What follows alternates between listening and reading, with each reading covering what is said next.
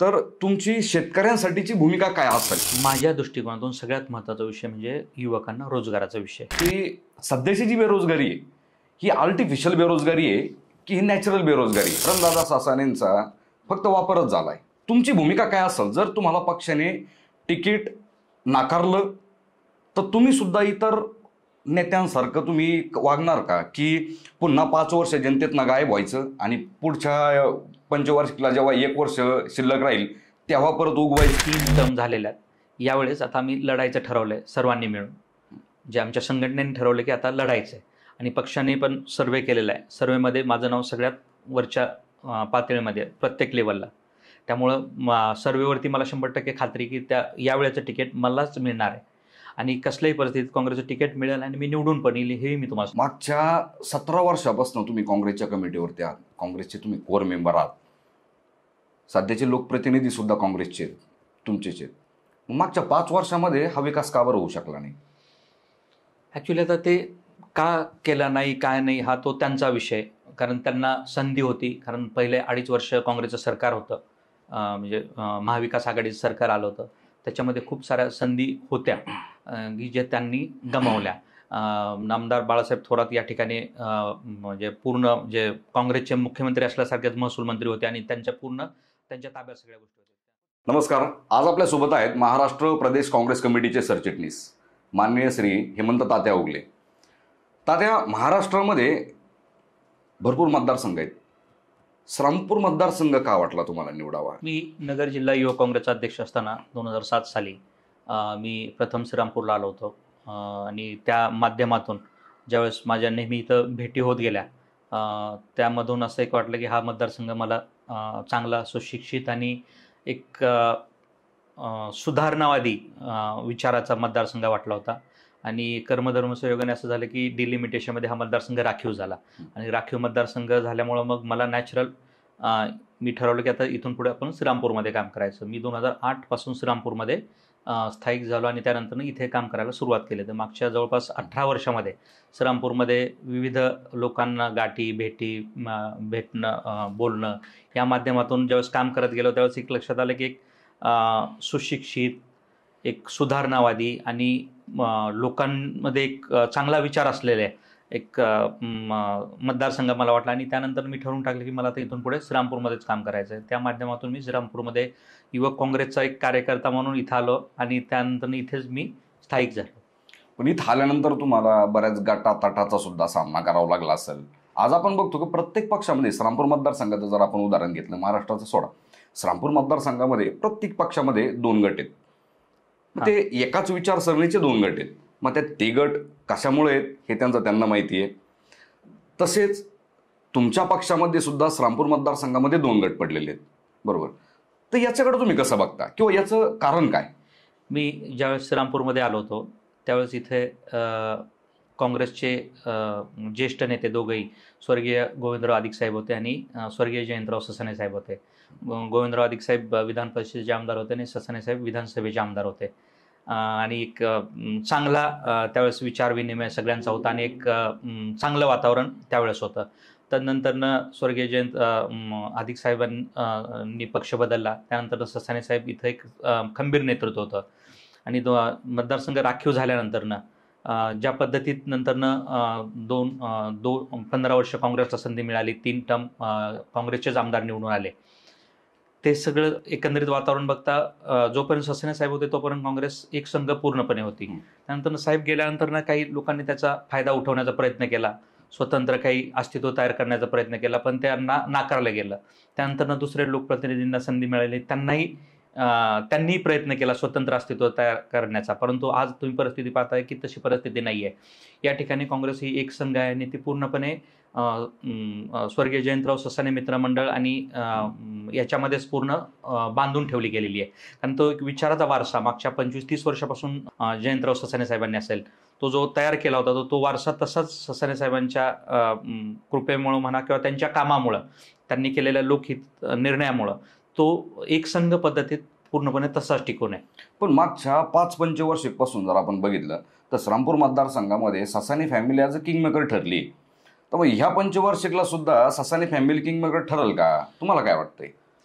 ह्या मतदारसंघाचं नेतृत्व तुम्ही जर बघायला गेला तर स्वर्गीय गोविंदराव अधिक साहेब, आदरणीय भामदास मुरकुटे साहेब आणि नंतर स्वर्गीय जयंतराव ससाणे साहेब यांनी समर्थपणे केलं.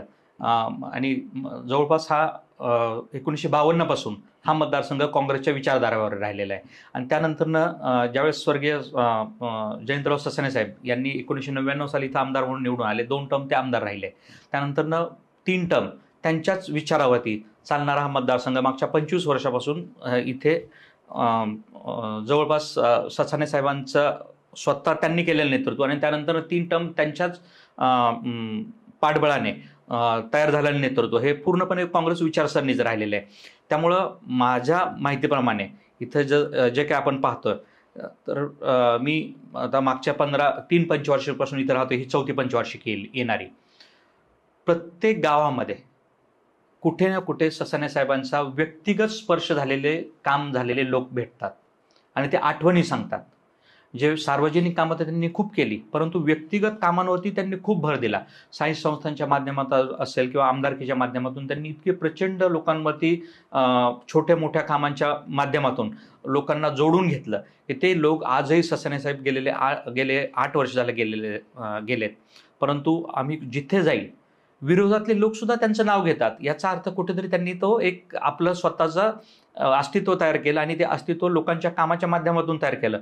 आणि आजही लोक ज्यावेळेस त्यांचं नाव घेतात आणि सांगतात की आम्ही काँग्रेसबरोबर पर्यायाने ससाणे साहेबांच्या बरोबर आहोत, हे ज्यावेळेस सांगतात याचा अर्थ पूर्णपणे त्यांचा पगडा अजूनही श्रीरामपूरमध्ये आहे, शहरात आहे आणि ग्रामीण भागातही आहे. अच्छा, म्हणजे तुम्हाला असं वाटतं की ससाणे फॅमिली आजही श्रीरामपूर मतदारसंघामध्ये किंगमेकर ठरू शकते?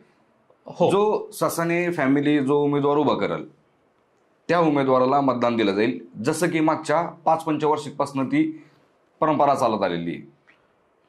100%. पण जसं की मतदारसंघामध्ये चर्चा आहे मतदारांची, लोकांची, की ससाणे साहेबांचा म्हणजे आत्ताच्या करणदादा ससाणेंचा फक्त वापरच झालाय. जो येतोय तो करणदादा ससाणेंचा मतदारांसाठी, त्या मतदानासाठी, त्या विधानसभेसाठी हा फक्त वापरच करून घेतोय. तर मग तुम्हाला जर पक्षाने संधी दिली, तुम्ही जर आमदार झाले, तर तुम्ही सुद्धा तेच करणार का जे बाकीच्यांनी केलं? तुम्ही सुद्धा तसंच करणार का की त्यांचा फक्त तुम्ही वापर करून घेणार आणि पुन्हा जसं की मागच्या 2 असो किंवा 3 असो लोकप्रतिनिधींनी केलं तसंच तुम्ही करणार का? करण ससाणे आणि आम्ही समवयस्क आहोत, चांगले मित्र आहोत. आणि ज्यावेळेस गाडीला 2 चाकं असतात त्याच वेळेस गाडी चालते. जर ती गाडी एका चाकावरती ओढण्याचा प्रयत्न केला तर तुम्ही हे अनुभव बघताय, सध्याचा नाही याच्या अगोदरचाही. तर ज्यावेळेस 2 चाकं व्यवस्थित चालतील ना त्याच वेळेस मतदारसंघाचा विकास होईल आणि माझाही पर्यायाने मलाही मदत होईल आणि माझी मदत त्यांनाही होणार आहे. कारण फक्त वापर करणं हा माझ्या म्हणजे जर तसं असतं तर मी मागच्या 3 टर्म मला बाकी ठिकाणून पण काही संधी होत्या, परंतु मी तसं न करता संघटनेबरोबर प्रामाणिक राहून काम केलेलं आहे. त्यामुळं ज्यावेळेस आम्हाला बरोबर चालायचं आहे, आम्हाला म्हणजे 1 पंचवार्षिकचं राजकारण करायचं नाही, पुढच्या आम्हाला 25-30 वर्ष 40 वर्ष जे काय असतील आमचे, जर विश्वासाने चालायचं असेल तर तो विश्वासानेच चालावं लागेल, विश्वासघात करून चालता येणार नाही. जसं मी तुमची माहिती काढली मतदारसंघामधनं की हेमंत ओगले मोठ्या मानाचा माणूस, दिलदार माणूस, ज्या माणसाने मागच्या 10-15 वर्षापासून तिकीट वाटलं, ठीक आहे बाबा मला नको तिकीट, जे मी ऐकलंय का बरं तिकीट वाटलं, हां ठीक आहे भाऊ मी पुढच्या पंचवर्षीला संधी घेईल माझ्या स्वतःला, मला ह्या पंचवर्षीला ठीक आहे नको आहे मला, बरोबर. तर ह्या वेळेस तुमची भूमिका काय असेल? जर तुम्हाला पक्षाने तिकीट नाकारलं तर तुम्ही सुद्धा इतर नेत्यांसारखं तुम्ही वागणार का की पुन्हा 5 वर्ष जनतेतनं गायब व्हायचं आणि पुढच्या पंचवार्षिकला जेव्हा 1 वर्ष शिल्लक राहील तेव्हा परत उगवायचं आणि मग नमस्कार घालायला चालू करायचं? की तुम्ही सुद्धा तुमचं समाजकार्य जे मागच्या 10-15 वर्षापासून चालू आहे ते तुम्ही कार्यरत ठेवणार आहे? मी मागच्या 3 पंचवार्षिकपासून थांबत गेलो, परंतु मी कधी मतदारसंघातनं गायब झालेलो नाही. मी राहिलाच इथे, माझी कर्मभूमीच ही. बाकीच्यांसारखं मी जाऊन येऊन कधी केलेलं नाही. मी रोज तुम्हाला चहाच्या कट्ट्यावरती शिवाजी रोडला किंवा मेन रोडला संध्याकाळी किंवा सकाळी बसलेला तुम्ही बघितलं असेल. मी श्रीरामपूर मतदारसंघ मागच्या 15 वर्षात सोडलेलं नाही. आणि यावेळेस आता 3 टर्म झालेल्या आहेत. यावेळेस आता आम्ही लढायचं ठरवलं आहे सर्वांनी मिळून. जे आमच्या संघटनेने ठरवलं की आता लढायचं आहे. आणि पक्षाने पण सर्वे केलेला आहे. सर्वेमध्ये माझं नाव सगळ्यात वरच्या पातळीमध्ये प्रत्येक लेवलला. त्यामुळं सर्वेवरती मला 100% खात्री की यावेळेचं तिकीट मलाच मिळणार आहे. आणि कसल्याही परिस्थितीत काँग्रेसचं तिकीट मिळेल आणि मी निवडून पण येईल हे मी तुम्हाला. काय असेल तुमची पहिली भूमिका? तुम्हाला जनतेने संधी दिली आमदार होण्याची, एक लोकप्रतिनिधी होण्याची. तुमचं पहिलं काम काय असेल की जे तुम्ही अंगावरती गुलाल असताना त्या कामाला तुम्ही पहिला हात घालाल? मतदारसंघामधलं असं कोणतं काम आहे का जे रखडलंय? माझ्या दृष्टिकोनातून सगळ्यात महत्त्वाचा विषय म्हणजे युवकांना रोजगाराचा विषय. श्रीरामपूर एकदम म्हणजे मी तुम्हाला अगोदर सुरुवातीला सांगितलं की एकदम सुधारलेलं गाव आहे. म्हणजे ज्या गावामध्ये सोन्याचा धूर निघत होता, आज त्या गावामध्ये राख करायचा कार्यक्रम लोकप्रतिनिधींनी केलेला आहे. कारण ज्यावेळेस जी गोष्ट गरजेची होती त्यावेळेस त्यांनी ती केलेली नाही. जोपर्यंत स्वर्गीय जयंतराव ससाणे साहेब होते तोपर्यंत ह्या मतदारसंघावरती एक वट होता. स्वर्गीय अधिक साहेब होते तोपर्यंत वट होता. काही आता अनुषंगाने करणदादा ससाणे असतील किंवा भानुदास मुरकुटे साहेब असतील यांच्यामुळे काही वचक आहे किंवा काही संस्थांना त्यांना घाबरून काही लोक व्यवस्थित काम करतायत. पण तो ज्यांच्याकडून अपेक्षा होती की ज्यांनी हे करावं, ज्यावेळेस साहेब नाही आहेत त्यावेळेस स्वतःहून एक म्हणजे पालकाच्या भूमिकेत यायचं काम होतं त्यांचं, ते केलेलं नाही. सगळ्यात माझा प्रथम उद्देश असेल तर युवकांचा रोजगारीचा. आज आपल्याकडे MIDCमध्ये ती नुसती साधी MIDC नाही, जर व्यवस्थित लक्ष दिलं तर जिथे पाणी, रस्ता, विमानतळ आणि रेल्वे स्टेशन असलेलं एक श्रीरामपूर असं ठिकाण आहे की ह्या चारही गोष्टी इथं आहेत. आणि ह्या गोष्टीच्या अनुषंगाने ते MIDCमध्ये काही मोठे उद्योग आले. तर माझं एक असं मी स्वप्न पाहिलेलं की मी जर आमदार झालो तर मी काही प्रयत्न करून कमीत कमी एक 5 ते 10 हजार युवकांना तिथं रोजगार मिळेल अशा पद्धतीत मी पहिलं काही दुसरं काही काम करेल हे मी आत्ता सांगत नाही. पण मोठ्यात मोठ्या कंपन्या आणून कमीत कमी 5,000 ते 10,000 युवकांना तिथे कामाची संधी मिळेल हे जर मी तयार करू शकलो तर निश्चित तो येणारा पैसा आपोआपच श्रीरामपूरच्या बाजारपेठेत येणार आहे. आणि तो बाजारपेठेत ज्यावेळेस येईल त्यावेळेस श्रीरामपूरची बाजारपेठ फुलणार आहे. कारण एक मोठी कंपनी आपल्याकडे लॅक्टॅलिस जी आहे आता प्रभात डेअरी, त्याच्यामध्ये 3,000 लोक कामाला आहेत. जर अजून तिथे जर 10,000 लोक कामाला आले MIDCमध्ये तर तो प्रचंड मोठा एक रेव्हेन्यू श्रीरामपूरमध्ये जनरेट होणार आहे. आणि तो रेव्हेन्यू जनरेट झाला तर आपोआप श्रीरामपूरची बाजारपेठ, आपोआप श्रीरामपूरच्या सगळ्याच गोष्टी वाढणार आहेत. त्याच्यानंतर दुसरा प्रश्न माझा राहिला आहे आरोग्याचा. श्रीरामपूरमध्ये एकही मोठं हॉस्पिटल नाही. जर काही इमर्जन्सी झालं तर एकतर नगरला किंवा नाशिकला इमिजिएटली आपल्याला म्हणजे पेशंटला हलवावं लागतं. त्यामुळं तो एक महत्त्वाचा मुद्दा आहे की आपल्याला काही करून श्रीरामपूरमध्ये आधुनिक आरोग्य सुविधा एक तयार कराव्या लागतील. आणि त्यानंतरनं श्रीरामपूर मतदारसंघ हा एकदम छोटा म्हणजे 35 किलोमीटरच्या रेडियसमधला मतदारसंघ आहे.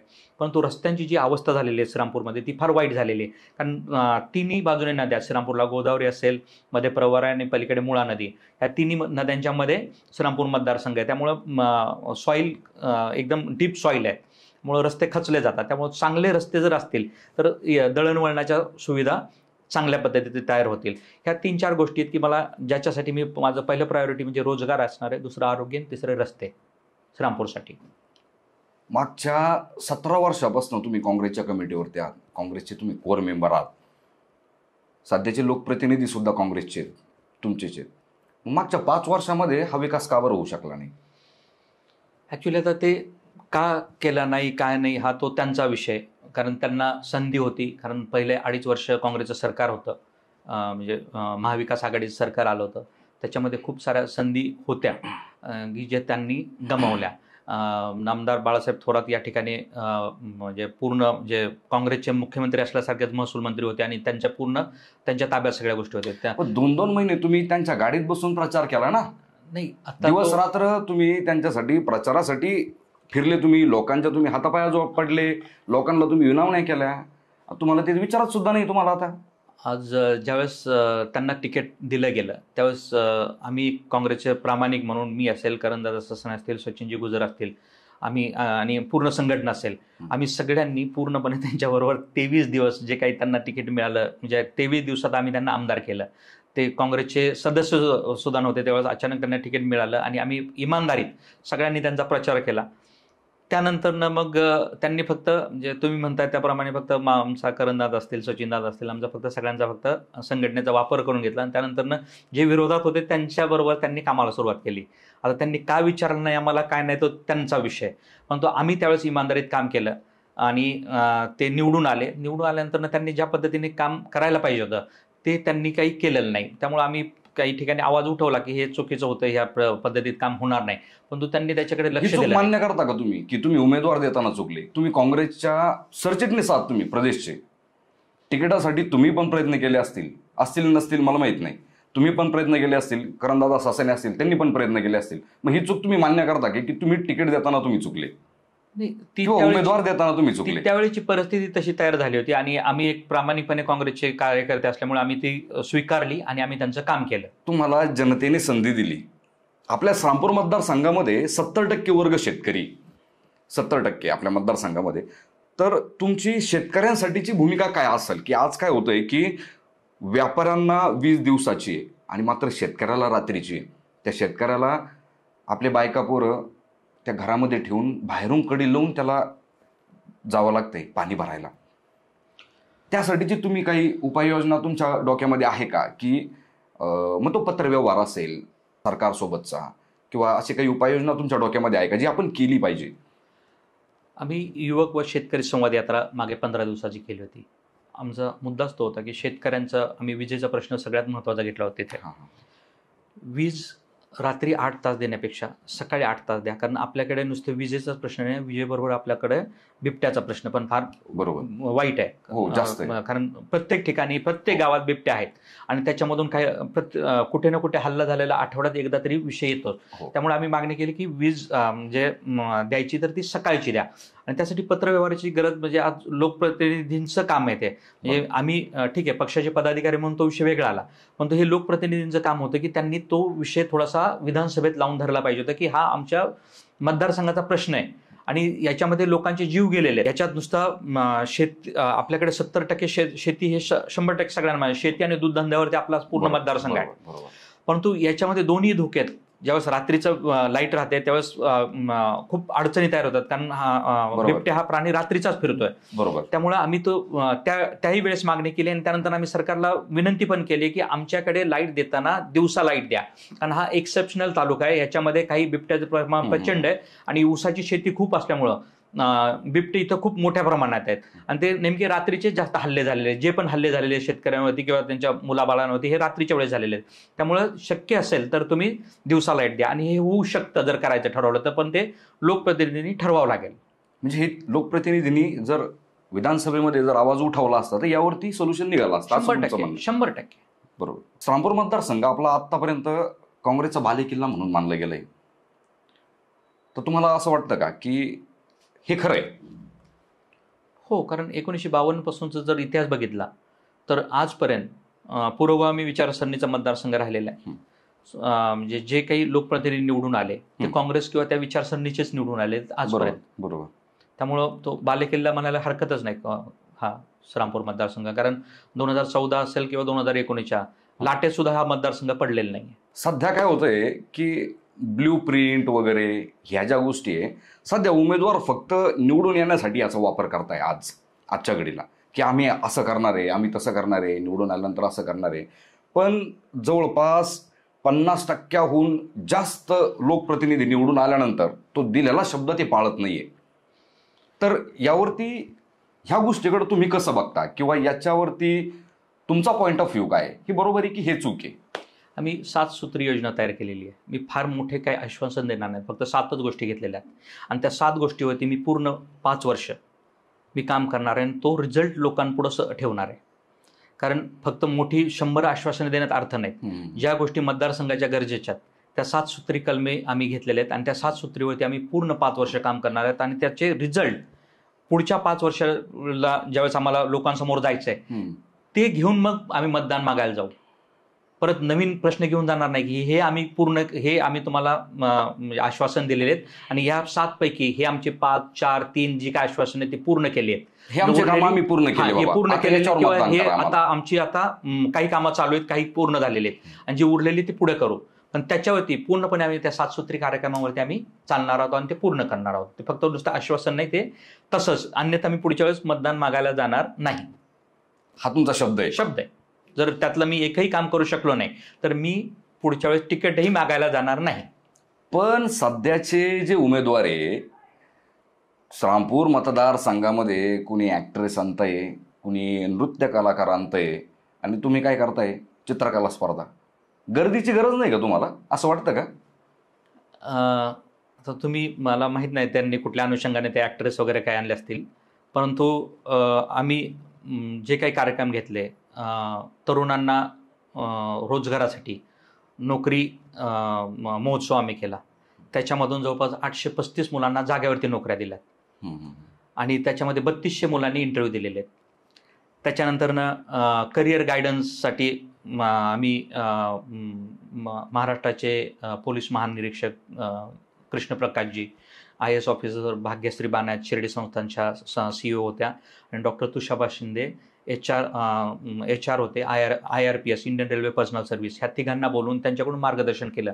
त्यावेळेस जवळपास 1000 मुलांनी, त्याच्यामधून कितीतरी मुलांनी अशी प्रेरणा करून, त्यातल्या काही, हे जे 3 जण आले होते, ह्या तिघांनी काही मुलांना डायरेक्टली त्यांच्या अंडर मार्गदर्शनाखाली घेतलं आणि ती मुलं आता त्यांच्यावर काही मुलं काम करतायत, काही मुलांना त्यांनी मदती केल्या त्याच्यासाठी. त्यानंतर आम्ही बाकीचे इतर काही ॲक्टिव्हिटीज जशा केल्या, नृत्याच्या स्पर्धा घेतल्या, त्याच्यामध्येही हजारो मुलींनी, महिलांनी भाग घेतला. त्याच्यामध्ये कलागुणांना त्यांचा वाव मिळाला. त्यानंतर आम्ही आता मागच्या आठवड्यामध्ये चित्रकला स्पर्धा घेतली. त्या चित्रकला स्पर्धेमध्ये 6 वर्षापासून ते 70 वर्षाच्या 6 वर्षाच्या मुलापासून ते 70 वर्षाच्या वृद्धांपर्यंत सगळ्यांना ओपन केलं होतं आम्ही. सगळ्यांनी भाग घ्या. तुम्हाला आश्चर्य वाटेल, 2700 मुलं, म्हणजे 2700 पार्टिसिपंट त्या चित्रकला स्पर्धेत त्यांनी भाग घेतला. आणि 27, म्हणजे 6 वर्षापासून ते 70 वर्षापर्यंत 2700 मुलांनी बसून चित्र काढलेली आहेत. त्यामुळे तुम्हाला ठरवायचं आहे की लोकांना म्हणजे काय द्यायचं, आपण मतदारसंघामध्ये कशा पद्धतीत आपल्याला लोकांना घेऊन जायचं. उद्या तुम्ही जे गर्दी जमवणं, जर राजकारण असेल तर तुम्ही बघत असाल की काही मोठे नेते आहेत की ज्यांच्या नावावरती हजारो लोकांची गर्दी येते, पण ज्यावेळेस मतदानाची वेळ येते त्यावेळेस त्यांना मतदान पडत नाही, त्यांचा एकही लोकप्रतिनिधी निवडून येत नाही, पण गर्दी मात्र त्यांच्या सभेला लाखोची असते. त्यामुळे गर्दी बनवायची आहेत का दर्दी बनवायची आहेत, आणि आपल्या मतदारसंघाचा ट्रॅक कुठला ठेवायचा हे आपल्याला ठरवावं लागेल. कारण आपल्याला सुधारणावादी ट्रॅक घेतला आणि पुरोगामी विचारसरणीचा विचार केला तर लहानांपासून ते वृद्धांपर्यंत, महिलांपासून ते तरुणांपर्यंत वेगवेगळ्या क्षेत्रामध्ये लोक आणून त्यांना आपण काय देऊ शकतो हे महत्त्वाचं आहे, ना की तिथे धांगडधिंगा घालून फक्त गर्दी जमवण्याचा काही त्याचा अर्थ आहे, असं मला वाटतं प्रामाणिकपणे. श्रामपूरचा बिहार होण्याच्या मार्गावर आहे असं नाही वाटत का तुम्हाला? सध्याची परिस्थिती वाईट चाललेली आहे. कारण श्रामपूरला जे एक, जेव्हापासून श्रामपूर बघतोय, श्रामपूरला एक कल्चर आहे. श्रामपूरला आणि तुम्ही पुण्याला कम्पेअर करू शकता. पुण्यासारखंच परिस्थिती, एक छोटं श्रामपूर एक पुण्यासारखे एक चांगल्या सिटीसारखं आहे. प्रत्येक ठिकाणी कट्टे आहेत, वेगवेगळे लोक वेगवेगळ्या ठिकाणी बसलेले असतात, जे संध्याकाळचे असतात, दिवसा असतात. परत वेगवेगळ्या ॲक्टिव्हिटीज श्रामपूरमध्ये चालू असतात, कॉलेजेस असतील किंवा काही संस्था आहेत त्यांच्या माध्यमातून चालू असतात. परंतु आजकाल जर ते पाहिलं तर ते थोडंसं जरा असं आता भीती वाटायला लागली श्रामपूरमध्ये की काही चुकीच्या गोष्टी इथे ज्या घडत आहेत त्याच्यातून श्रामपूरमध्ये थोडंसं जरा वेगळ्या ट्रॅकवरती जायला लागलं असं वाटतंय. आणि त्याच्यावरती प्रशासनाचा धाक कमी झालेला आहे, कारण लोकप्रतिनिधी खंबीर नसल्यामुळं प्रशासनाने त्यांना खूप सहज घेतात आणि त्याच्यामुळे ह्या गोष्टी घडत आहेत. परंतु जर त्या प्रशासनावरती थोडंसं जर वचक लोकप्रतिनिधींनी ठेवली तर निश्चितपणे ह्या गोष्टी जागेवरती येऊ शकतात. कारण श्रामपूर एक मिनी इंडिया आहे. श्रामपूरमध्ये तुम्ही पाहिलं असेल की प्रत्येक जाती धर्माचे सगळे लोक राहतात. श्रामपूरमध्ये मला एक विशेष वाटलं की पारसी धर्माचे पण 2 घर आहेत. जे हा श्रामपूरचा विषय आहे, म्हणजे इराणचे लोक असते, इराणी लोक आहेत, गौंड लोक आहेत जे कुठेही दिसत नाही, ते गौंड लोक सुद्धा आपल्या श्रामपूरमध्ये राहतात. पंजाबी आहेत, परत सिंधी आहेत, गुजराती आहेत, मारवाडी आहेत, जे विविध जाती धर्माचे लोक श्रामपूरमध्ये गुण्यागोविंदाने राहतात. हिंदू मुस्लिम सगळेच जण पूर्ण वेगवेगळ्या कल्चरचे आणि वेगवेगळ्या धर्माचे लोक. प्रत्येक ठिकाणी तुम्ही पाहत असाल की प्रत्येक धर्माची मिरवणूक निघते आणि त्याच्यामध्ये सर्व धर्मीय लोक त्याच्यामध्ये सहभागी होतात. हा एक जो सुंदर असा श्रीरामपूरचा बंच आहे, मी काय थॉट्स ऑफ बंच जो आहे ना, एक सुंदर असा एक गुच्छ आहे, तो तसाच राहिला पाहिजे. तो कधी म्हणजे त्याच्यामध्ये विसंवाद व्हायला नको अशी प्रामाणिकपणे इच्छा. आणि ज्या काही शक्ती अशा काही प्रयत्न करतील, जर उद्या संधी मिळाली तर ह्या शक्तींना नक्की थांबवू आणि परत म्हणजे श्रीरामपूरला त्या ओरिजिनल श्रीरामपूरमध्ये आणण्यासाठी प्रयत्न, पूर्ववत अवस्थेमध्ये आणण्याचा प्रयत्न तुम्ही करणार आहात. करणदादा ससानेंना मागच्या 2 पंचवार्षिकमध्ये त्यांचा भोळा स्वभाव नडला असं वाटतं का? ते एक सरळ मार्गी आहे. जसं स्वर्गीय जयंतराव ससाने साहेबांचा स्वभाव होता सरळ मार्गी, लोकांना मदती करायचं, तसा त्यांचा स्वभाव आहे. आणि तो कधीही चांगला, छक्केपंजे न करता जो माणूस प्लेन राहतो ना त्याला त्रास होत नाही. माझंही तसंच त्यांच्यासारखंच आहे. आम्ही प्लेन आहोत दोघंही. कारण म्हणून तुमचं हा मे बी जुळत असेल म्हणून जुळतंय असं वाटतंय, म्हणून आमचं एका स्वभाव एक झालेत. आणि लोकांसाठी सेवा करायचा ज्यावेळेस भाव असतो ना त्यावेळेस सरळ असलेलं कधी पण बरं, जास्त गोंधळ नको. आणि ते बरं पडतं. आर्टिफिशियल राहण्यापेक्षा नॅचरल राहणं कधी पण चांगलं. बरोबर बरोबर. आता महत्वाचा प्रश्न असा आहे की सध्याची जी बेरोजगारी आहे ही आर्टिफिशियल बेरोजगारी आहे की ही नॅचरल बेरोजगारी आहे? आज जो तो उठतोय तो सरकारवरती टीका करतोय की आम्हाला नोकऱ्या नाही आहेत. मग तुम्हाला काय वाटतंय, खरंच नोकऱ्या नाही आहेत की तरुण पोरं नोकरी करायला तयार नाही आहेत? नाही, असं नाही. तरुण मुलांना नोकरी पाहिजेत. तुम्ही बघत असाल की आज प्रत्येक घरातला मुलगा किंवा मुलगी किमान ग्रॅज्युएट झालेले आहेत, किमान ग्रॅज्युएट. बरोबर. आणि आपल्या भागामध्ये शिक्षणाच्या सुविधा बऱ्यात, त्या अनुषंगाने ही मुलं ग्रॅज्युएट आहेत. कोणी इंजिनियर आहेत, कोणी BCA झाले, कोणी फार्मसीमध्ये वेगवेगळ्या क्षेत्रामध्ये काम करतात. परंतु इथं रोजगाराच्या संधी कमी असल्यामुळं ही मुलं नगर, नाशिक, पुणे, औरंगाबाद, मुंबई अशा ठिकाणी बाहेर जावं लागतं त्यांना, कारण त्यांना काही पर्याय नाही, कारण इथं लिमिटेशन्स आहेत. बरोबर. मी तुम्हाला जे बोललो की समजा इथे काही म्हणजे माझा असा एक माझ्या डोक्यातला विषय आहे की आपला हा ग्रामीण भागातला शेतकरी बेस असलेला मतदारसंघ आहे. इथं दूध खूप मोठ्या प्रमाणात आहे. म्हणजे महाराष्ट्रामधला सगळ्यात जास्त दूध उत्पादक जिल्हा कुठला असेल तर नगर जिल्हा. नगर जिल्ह्यामध्ये श्रीरामपूर तालुका हा 2 नंबरला दूध उत्पादक शेतकऱ्यांमध्ये येतो. त्याच्यामुळं त्या अनुषंगाने दुधावरती प्रक्रिया करणारे जर काही मोठे उद्योग आणता आले तर तो एक आपल्यासाठी फायदेशीर राहणार आहे. आणि आपल्याकडे सोयाबीन हे फार मोठं पीक येतं आपल्याकडे प्रचंड, आणि कापूस पण येतं. परंतु याच्यावरती प्रक्रिया करणारे उद्योग इथं नाही आहेत. ऊसाचे कारखाने आहेत, परंतु हे जे प्रक्रिया करणारे उद्योग जर समजा इथं आले, सोयाबीन आणि कापसावरती प्रक्रिया करणारे उद्योग, तर निश्चितपणे आपल्या शेतकऱ्यांना त्याचा फायदा होणार आहे. आणि त्या अनुषंगाने शेतकऱ्यांची मुलं पण तिथेच कामाला लागणार आहेत. त्यामुळे येणाऱ्या काळामध्ये आमचा एक प्रयत्न राहणार आहे की सोयाबीन आणि कापूस याच्यावरती एक काही काम करता येईल का. आणि महिलांसाठी असं लिज्जत पापडचं जे आहे महिला गृहोद्योग, हजारो महिलांना त्यांनी नोकऱ्या दिलेल्या आहेत. तर आपल्याकडे नेवासामध्ये फूड पार्क आलेलं आहे, परंतु आपल्या श्रीरामपूरमध्ये ते फूड पार्क यायला काहीच अडचण नाही, कारण आपल्याकडे MIDC आहे. तर त्या अनुषंगाने तसं जर आलं तर एक तरुणांसाठी आणि महिलांसाठी एक रोजगाराची चांगली संधी तयार होऊ शकते. म्हणजे जी मुलं बाहेर जातात त्यांना भले तिकडे 40-50 हजार जरी रोज झाला पगार मिळाला महिन्याला, तरी तिथे विषय असा आहे की तिथे राहणं आणि खाणं एवढं महागडं झालं की त्यांच्या हातात शेवटी 20,000 रुपये राहतात. बरोबर. कारण तिथे राहायला मिनिमम 10 ते 15,000 रुपये लागतात आणि खायला कमीत कमी 10,000 रुपये. जेवढा पगार त्याचा निम्मा खर्च होऊन जातो. निम्मा म्हणजे ते शेवटी आणि परत बाहेर राहावं लागतं. बरोबर. तर तेच जर समजा इथे 20,000 रुपये त्यांना पगार मिळाला, 25,000 पगार मिळाला, तर त्या मुलांना ते परवडणार आहे. कारण शेवटी आपल्या घरी राहून त्यांना जर रोजगार उपलब्ध झाला तर आई वडिलांबरोबर राहून त्यांना जर रोजगार उपलब्ध झाला तर ती मुलं बाहेर जाऊन पैसे कमावण्यापेक्षा तो पैसा आपल्या मतदारसंघात जर फिरला तर मतदारसंघाचा जास्त विकास होणार आहे. आणि सगळ्यात महत्त्वाचं म्हणजे आपल्याकडे जे तसं बघायला गेलं तर पर्यटनाच्या दृष्टिकोनातून काही गोष्टी करता येण्यासारख्या, जसं की आता समजा शिर्डीचे साईबाबा आहेत. शिर्डीचे साईबाबाकडून आपल्याला जर समजा नेवासाला जायचं असेल तर श्रीरामपूर मार्गे जावं लागतं. आपल्याला शनी शिंगणापूरला जायचं असेल तर मधला रस्ता आहे आपला शनी शिंगणापूरला जायचा. पण नेवाशावरून बाबळेश्वर शिर्डीवरून नेवाशाला जाताना सगळा रोड चांगला आहे. फक्त श्रीरामपूरमध्ये आलं का तेवढा श्रीरामपूरमध्ये खडखड खडखड सुरू होती. तोच विषय झालेला आहे. श्रीरामपूरमध्ये जो काही लक्ष द्यायचं होतं ना, ते लक्ष दिलं गेलं नाही. त्यामुळं तो प्रॉब्लेम मी तुम्हाला बोललो की रस्त्याचा प्रश्न श्रीरामपूरमध्ये फार वाईट झालेला आहे. आणि कुठेही जा, म्हणजे श्रीरामपूर शहरच नाही, कुठल्याही ग्रामीण भागाचा रस्त्याचे प्रश्न फार वाईट झालेले आहेत. कारण ज्या पद्धतीत काम व्हायला पाहिजे होतं त्या पद्धतीत काम झालेलं नाही. म्हणजे आता मला जास्त खोलामध्ये नाही जायचं, परंतु ते चुकीच्या पद्धतीने कामं झाले, त्यामुळे ते तसा प्रश्न तयार झालेला आहे. पण निश्चित येणाऱ्या काळामध्ये आपण तो विषय सुधारणा करण्यासाठी आपण प्रयत्न करणार आहोत. कारण मी तो विषय घेतलेला आहे रस्त्याचा, हा आमच्या 7 सूत्रीमध्ये रस्त्याचा विषय घेतलेला आहे. कारण ज्या गावात जाईल आणि ज्या वाडीवरती जाईल फक्त एकच प्रश्न होता, रस्ता. त्यामुळे तो आम्ही प्रायोरिटीवरती प्रश्न घेतलेला आहे.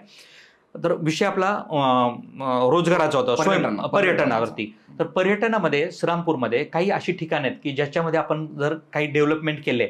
आपलं केशवबन गोविंद मंदिर आहे, फार पुराण काळातलं मंदिर आहे, पण त्याचं डेव्हलपमेंट जेवढी व्हायला पाहिजे तेवढी झाली नाही. त्यानंतर तिळापूरमध्ये एक बेट आहे, 3 नद्यांचा संगम होतो म्हणून ते तिळापूर आहे. तिथे एक सुंदर मंदिर आहे शंकराचं, ते जर व्यवस्थित डेव्हलप करता आलं. ते इकडे गोदावरीच्या मध्ये सरला बेट आहे. तर हे काही गोष्टी जर आणल्या आणि पर्यटनामध्ये सगळ्यात जास्त जर पर्यटन कुठलं चालतं तर आध्यात्मिक पर्यटन. बरोबर. आज साईबाबांच्या दर्शनाला जे लोक येणार त्यांना जर कळलं की इथे ही अशी पुरातत्व काही मंदिर आहेत आणि इथे गेलं पाहिजे, तर निश्चितपणे इकडे लोकांचा ओढा वाढेल. आणि पर्यटनासारखा जास्त रोजगाराची म्हणजे माझ्या माहितीप्रमाणे आपल्याकडे साईबाबा मंदिरामुळे जो रोजगार तयार झालाय तेवढा रोजगार बरोबर आपल्या जिल्ह्यात कुठेही तयार झालेला नाही. तर तो म्हणजे एक चांगल्या पर्यटनाच्या दृष्टिकोनातून ह्या जर काही गोष्टी डेव्हलप झाल्या तर निश्चितपणे त्याचा फायदा आपल्याला होणार आहे. त्यामुळे एक MIDC असेल, श्रीरामपूरमधली औद्योगिक वसाहत असेल, त्याचबरोबर या पर्यटनाला जर चालना मिळाली तर निश्चितपणे रोजगाराला संधी मिळतील. आणि श्रीरामपूरमधले IT झालेली खूप सारी मुलं, आता मी बघतोय पुण्यामध्ये म्हणजे जवळपास 1,500 मुलांचा डाटा माझ्याकडे आहे जी श्रीरामपूरची IT पार्कमध्ये काम करतायत. जर त्या मुलांना जर या ठिकाणी जर एखादी ITची कंपनी जर समजा आणता आली, कारण आपल्याकडे शिर्डी एअरपोर्ट झालंय, IT साठी लागणारं जे काही इन्फ्रास्ट्रक्चर असतं, साऊथला आणि उत्तरेकडे आणि दक्षिणेकडे जाणारी प्रत्येक गाडी ही श्रीरामपूरमध्ये आणि कोपरगावमध्ये रेल्वेची थांबते. श्रीरामपूरमध्ये शिर्डी एअरपोर्ट श्रीरामपूरमधून फक्त अर्धा तासाच्या अंतरावरती, जे आणि जिथे भारतातनं प्रत्येक ठिकाणी कनेक्टिव्हिटी असलेली विमानं येतात. नाईट लँडिंग लवकरच चालू होईल. जर एखादी IT कंपनी जर आणता आली ना तर त्याचा कितीतरी फायदा, कारण आज इओन IT पार्क असेल पुण्यातलं किंवा राजीव गांधी IT पार्क असतील, हे स्टॅग्नंट झालेले आहेत. आता याच्यापेक्षा जास्त तिथे वाढ व्हायला मर्यादा आहेत. बरोबर. त्यामुळे एक सेकंड सिटी म्हणून इथं होऊ शकतं. जशी एक IT कंपनी एका तरुणाने आणली बघा, माझ्या मते द बाप कंपनी नाव आहे त्या IT पार्कचं. तसा श्रीरामपूरमध्ये काय येऊ शकलं नाही कुणी, म्हणजे ते येऊ शकलं नाही का कुणी येऊ दिलं नाही ती IT कंपनी. एखादं तुम्हाला माहित नसेल, आपल्या श्रीरामपूरचा एक मुलगा आहे बडाक नावाचा, त्याचे इथं ड्रायव्हिंग स्टील म्हणून IT कंपनी, त्याच्याकडे 250 मुलं इथं काम करतायत श्रीरामपूरमध्ये. आणि त्याच्या दुसऱ्या ब्रँच त्याची नाशिकमध्ये, त्याच्यामध्ये जवळपास 550 मुलं काम करतायत. मग अशा युवकांना थोडंसं जर काही तयार करून दिलं, म्हणजे दिशा दिली, तर ते बाहेर जाण्यापेक्षा इथं ITचं मोठी सुधारणा करू शकतात ना. आणि त्याच्या माध्यमातून आज ती 250 जी मुलं आहेत किंवा त्याच्याकडे ते नाशिकमध्ये जी मुलं काम करतात ती मॅक्सिमम श्रीरामपूरची मुलं आहेत. मग या तरुणांना जर संधी मिळाली किंवा यांना आपण जर काही ताकद देऊ शकलो तर निश्चितपणे त्याचा फायदा श्रीरामपूरसाठीच होणार आहे. बरोबर. पण ते काय होतं, एखादा जर काही मोठं एस्टॅब्लिश करायला गेला, शेवटी प्रशासकीय आणि राजकीय लोकच त्यांना आडवे येतात. हा कागद तो कागद, पुन्हा टॅबला खालून त्या प्रशासकीय लोकांना काही गोष्टी कराव्या लागतात. तर तुमचा जर एखाद्या व्यक्तीला रोजगार निर्मितीसाठी श्रीरामपूरमध्ये जर काही उपाययोजना करायची असेल तर तुमचा 100% पूर्णतः सपोर्ट त्या व्यक्तीला राहील का? किंवा तुम्ही असं आता कॅमेरामध्ये तुम्ही सांगू शकाल का की ज्या कोणाला श्रीरामपूरमध्ये रोजगाराच्या संबंधी जर रोजगार उपलब्ध करायचा असेल, तुम्हाला कंपनी स्थापन करायची असेल, माझ्या मतदारसंघामधल्या तरुणांना जर तुम्हाला रोजगार उपलब्ध करून द्यायचा असेल तर माझी पूर्णतः तुम्हाला मदत राहील. मला रात्री 12 वाजता जरी तुम्ही फोन केला, तुम्हाला काही अडचण येऊ, मी तुमच्यासाठी उभा राहील. जर असं कोण प्रयत्न करणार असेल, माझा त्या प्रत्येक उद्योजकाला 100% नुसता शब्द नाही तर मी 100% त्याच्या पाठीशी उभा राहील. त्यांना ज्या अडीअडचणी येतील त्या अडचणी 100% सोडवण्यासाठी मी पहिल्यांदा उभा राहील. कारण शेवटी जर एक छोटा उद्योग उभा राहिला, पहिले त्यात 10 लोक काम करायचे असेल, आपण 10 प्रपंच त्यामधून उभा राहणार आहेत.